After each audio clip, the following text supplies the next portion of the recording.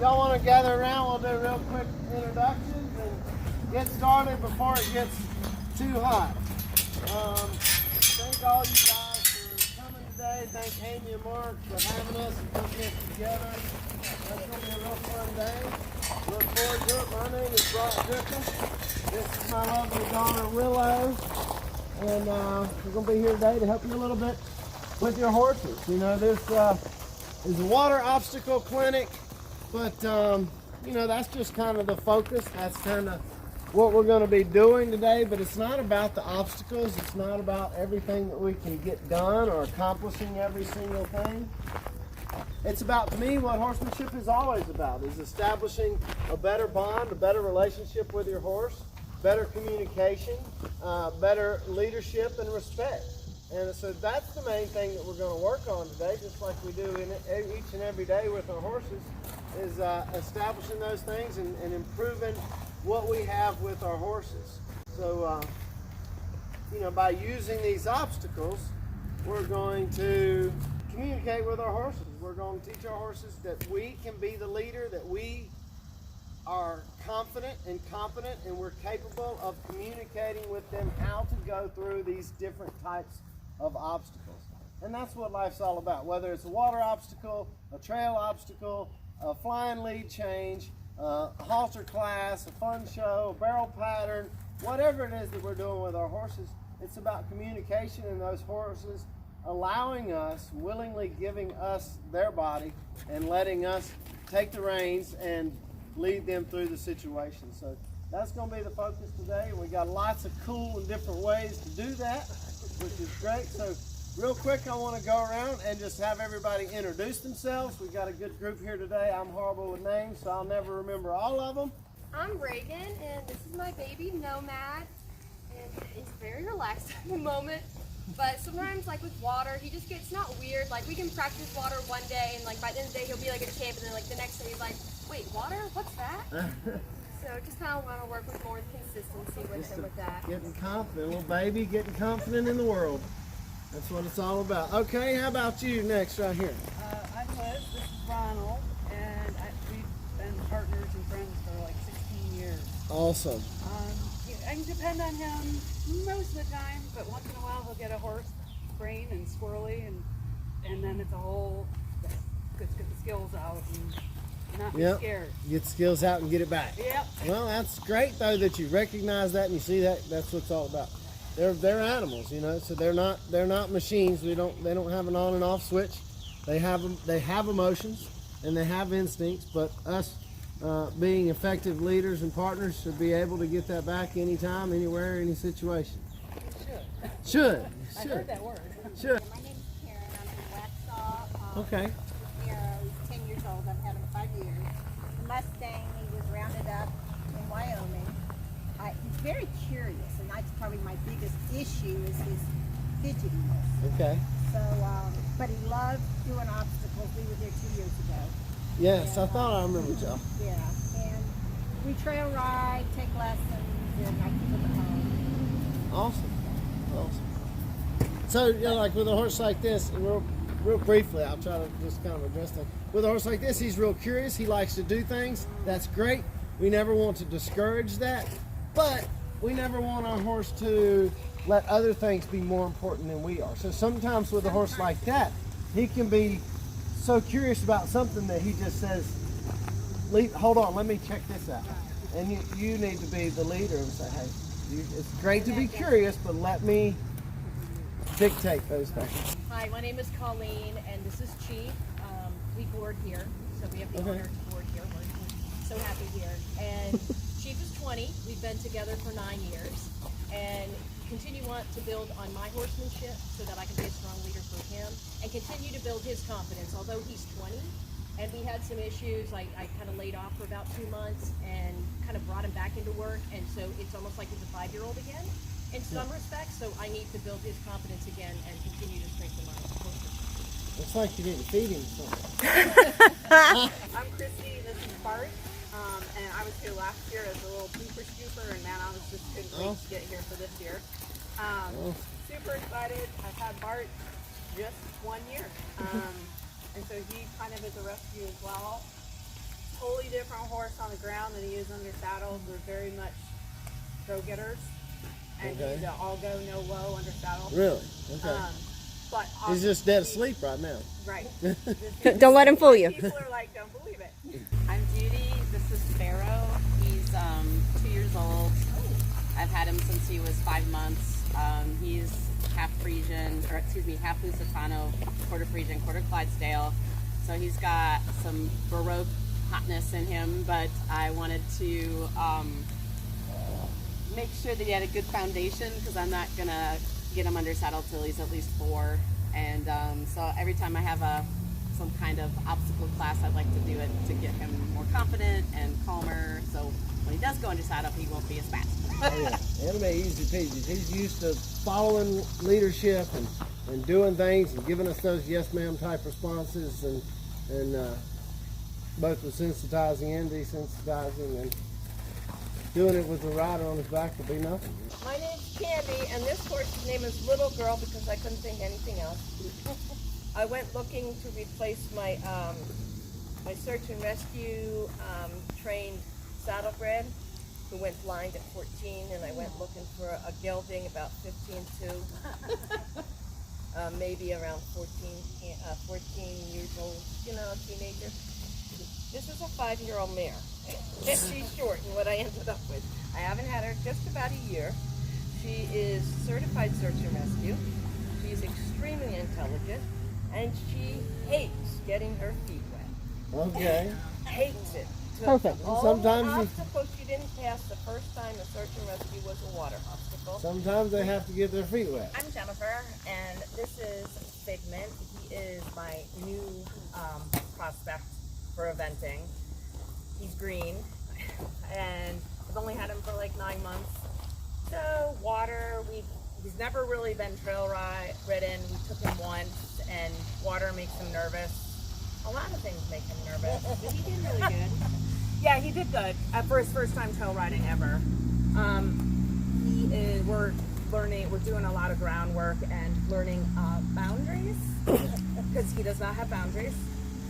He is a really nice, sweet horse, but like doesn't know his space. So we're working on that, and we're doing just walk and trot in the saddle right now.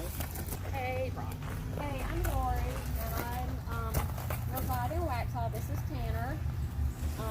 I too went looking for a 15-year-old broke quarter horse gelding after my quarter horse passed away, and I bought a 3-year-old stuck colt. Good thinking. You're in good company.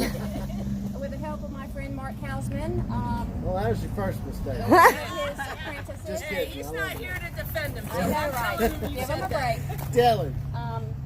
I built him from the ground up, and he's 13 now, so I've had him for 11 years.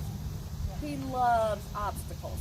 He will get on anything, even without asking. And but he definitely has 2 sides to his brain. He's very when he's around a really big group of horses, he becomes impatient, and if he sees one he likes, he's fixated and forget it. You're not going to get his attention. Renee. This is Renee. Chloe with a K. Icelandic gelding. Icelandic gelding. Imported from Iceland. I've owned him for 4 years. I did my first extreme cavalier race last September. Awesome. Planned to do one in April. Of course, they all got canceled. I used to Yeah. do that. Been So much fun. I've done a couple there. trying to just get this guy, you know, he's a pony. He can get a pony attitude. That pony head shake, it's pretty good. Does about anything I ask him to usually, unless he gets his pony attitude going. He's adorable. And Right. right now, I'm trying to teach a gaited horse to lead changes. I recognize this next one here for sure. My I name's think- Lori, this is Obi, and I leased him for a year here, and Amy took me under her wings and taught me everything, and I knew nothing, and now he's mine. She bought him. You're awesome. I know. That's great. Does he still live here? Yes, He will always live here. That's awesome. she's the fairy godmother I'm now. gonna call the Humane Society on Amy. She needs to feed these horses. I know. That's me. Okay. Yeah, well, that's her. I believe last but not least. Hi y'all, I'm Katie. This is Juniper. She's a 5-year-old Mustang.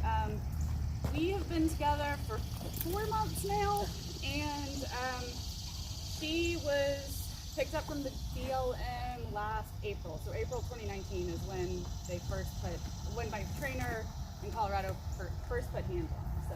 So Awesome. she's been here since March 9th, and we've just been trying to work together and collectively build our confidence. Well, you know, we love the Mustang, so Me too. look forward to playing with her a little bit and seeing if we can help you further her along and bring out the best in you too. So, all right, well, we will get started. Without further ado, we'll go out into the sun and see how long we can survive. But even for control of their anxiety, horses are prey animals. So anytime that they feel nervous or challenged or worried, they go into the alert position, their head pops up, their neck stiffens up, they brace up. That's usually what happens right before they butt, bolt, rear, or do something crazy that hurts us. So we want to be able to have control of that head and neck so that anytime we can soften it up and teach that horse to relax, let me have control and move on from there. Also, we want to have control of the hindquarters. The hindquarters is the motor of the horse. So anytime that I pin my ears and create a little bit of pressure towards that hindquarters, I want the horse to step it out of the way. And again, give me that yes sir, yes ma'am type response. We're teaching these horses to allow us to be the leader. So anytime that we can do what another horse would do, which is push them out of our way, push their body parts around and have them say, yes sir, you're the boss, we're being effective and we're building on a partnership. See how he pushed into me right there? A lot of times it'll happen, just like with another horse. If this horse come out here and pinned its ears at him and said, move your butt, he might move, he might kick out and say, hey, I'm going to do the bossing around here. So through good horsemanship, through good position and tool usage and technique, see him push into me right there? I can just keep his nose towards me, increase my pressure, and say, move that hind end out of my way. I also want to be able to back the horse. If I pin my ears and say, back out of my space, I want him to say, yes, sir. I want him to give me that yield, that, yes, sir, I respect you. I see you as a leader. That's going to help me in a lot of things. Horses are forward-thinking animals. Their answer to everything is forward. So the more we can have them come back, every time that horse backs up, you're going to see them kind of drop that head and give us that yes sir type of thinking. So we're going to work on that with this little guy over here because he doesn't have that much at all. Last but not least, we want to have control of the horse's forequarters so that we can again get that horse out of our space, steer that horse a little bit, communicate with that horse specifically on things. When we have those 4 things in place, we can start putting them together in sentences, in communication, and we can start using those things to navigate these obstacles, to navigate upwards and downwards transitions, to navigate everything on the ground as well as riding. And you see this guy here, he's going around about pretty decent, but you know, he kind of tries to do his own thing sometimes. Like right there, he just decided, just because I turned, he decided, time to go the other way. No, it's not time to go the other way. I didn't ask you to go the other way. Wait for me. So I want to be pretty specific with these horses as far as what I want them to do all the time, even when I'm lunging. See, he just wants to kind of go over there and turn and buddy up with the other horses. And I'm saying, no, I asked you to go to my left. There, thank you. When he does what I want, then I'll release and reward, and I'll ask him to do something else. We want all these horses to start looking at their owners, at their handlers, as somebody say, okay, this girl knows what she's doing. This girl's a leader. She can push me around. She's got control of my hindquarters, forequarters, back up, head and neck. She's a confident mare that I can follow through any obstacle that life presents me. Horses are natural in that way. They want to follow a leader. They're built to follow a leader. They're built to find a herd with a confident leader that they can follow through highways, through dangers, through mountains, through rivers, through whatever that they need. They just follow that herd. So we're going to establish that the same way horses do, by bossing them around a little bit. And we're going to apply those to these obstacles. So like here, I might just see, can I have this horse go around that slicker in a specific way? Good boy. Now see right there, I'm going to reward that. That was perfectly fine because I directed him over to this obstacle and he came right over here and said, is this what you want? I'm going to say, good boy, yeah, that's perfect. You know, another horse might be scared of that and snort. I don't know about going near that thing. And we'll work for a minute until we get the same thing. Until that horse says, what if I try? What if I attempt? What if I check it out? Then we can release a reward and let that horse know that that's what we're looking for. So some of these horses, I know Lori, wherever she's at, was saying that her horse just kind of does things without her. You know, I don't want this horse to just go over there and just pick up that slicker and start throwing it without any leadership from me. I want that horse to let me lead and let me communicate and let me have control of these situations. That's going to give us the confidence we need with this baby going forwards into the saddle, going riding with this baby, with these older horses, to let them know that that we're something to be paid attention to, that we're something to be respected, but most importantly that we're something to be trusted and counted on. For right now, I would just kind of lead him around and look for an opportunity for me to get his attention back. Does that make sense? So, as long as you're leading and he's following, life is good. If he gets somewhere and gets distracted, then he gives you a reason to say, okay, do I need to drive again?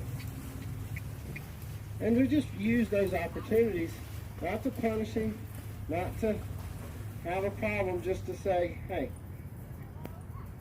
let me give you something productive to do. Let me work on the basics. Anytime that you give me a reason to,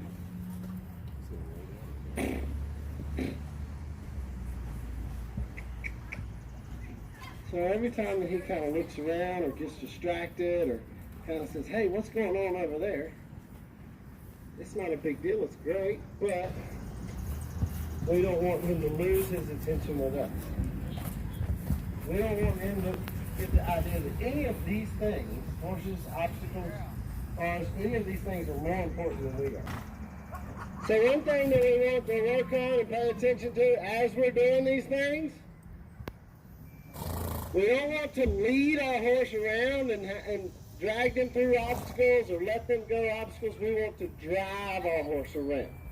But she's also so worried about anything else that when I do something, she scares her and doesn't respect it right. If you want to be rude, you want to try to drag me around this arena, you're free and welcome to do that. But guess what?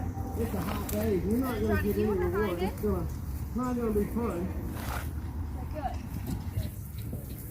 To better his movement, better our communication, better our control.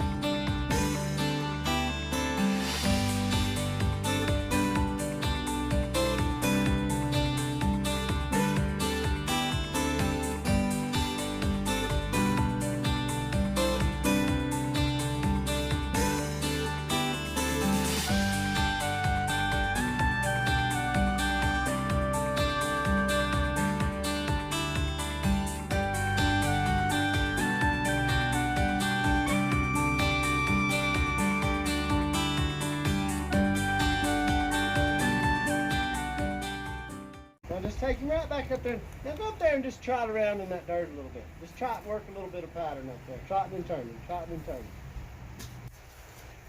You're not trotting yet.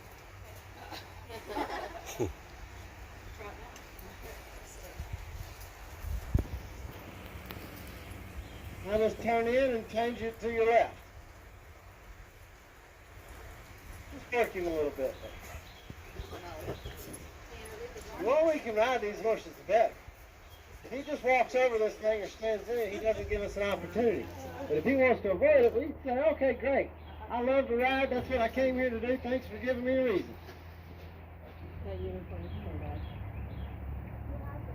Now change directions and go to the left again. Right again, excuse me. I think he wants to wear it, Judy. Keep him trotting, keep him trotting, keep him trotting. Keep him trotting. Now trot him right up here to this thing and then stop. Or kill it. A little swag right there. Oh, nope. Turn him in. Turn him this way. That's out. That's out. Trot. Keep him trot. We're going to trail around and talk about this a lot. There's that moment when the horse almost gets in there and the people smack him on the butt. He's going in. You know, we don't want to do that. When he's thinking about it, we want to leave him alone. It'd be like you if Amy had a big swimming pool out here with a high dive. Next year. And you got up there and you went all the way to the top of this 20-foot high dive and you got up to the edge and looked off that diving board. Would it help if I pushed you at that moment? Exactly. So, but you look at it and be like, no, I'm going back down. And you know, by the end of the day, if you get up there and look off the edge enough times, you might say, I'm gonna try and do it.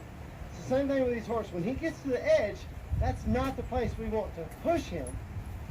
We want to let him find his way across there. Now when he goes sideways or backwards, that's when we want to push him. There, pet him right there. If anytime he says, nope, I want to go this way or this way, is I'll let him do that, but I won't let him go all the way around. I say, hey, we'll work a serpentine right back. Work on your cut. Stop, back, roll his shoulders through, forward, stop, back, roll his shoulders through. Push him, ride him here, and then release him in that direction. Good job, Lori.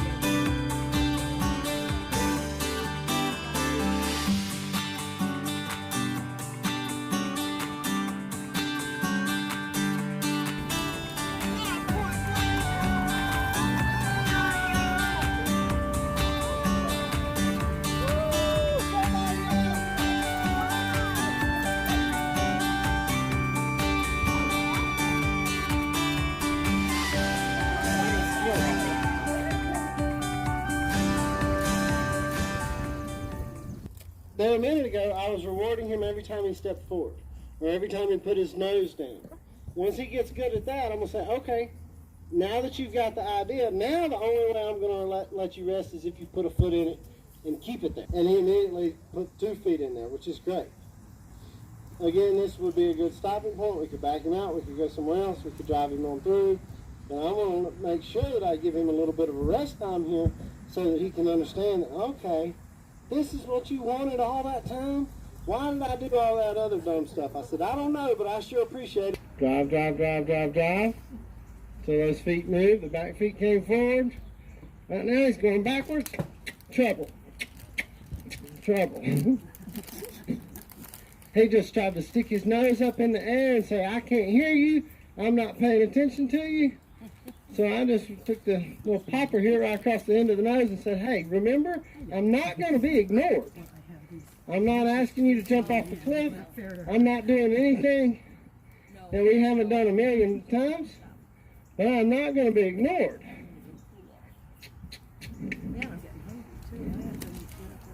Yeah, now right there. Oh, there we go.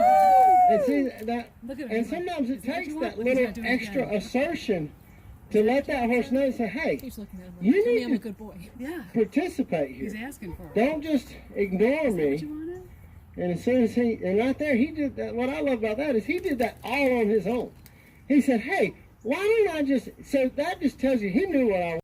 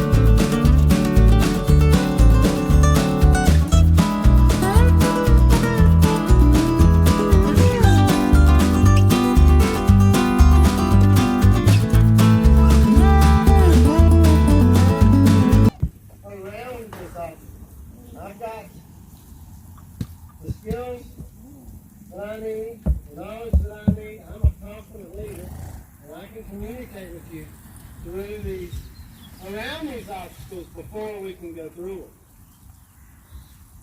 them. She wants to check things out. She's curious. And that's good. Drive my horse. So basically, as I'm walking in this direction, I just keep walking the way that I'm going, but I can communicate with my horse how to get there. And again, that's so effective because with each and every direction change, that horse is giving you an answer, saying, yes, ma'am.